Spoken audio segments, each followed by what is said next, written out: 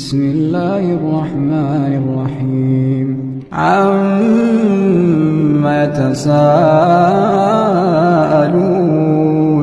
عن النبأ العظيم الذي هم فيه مختلفون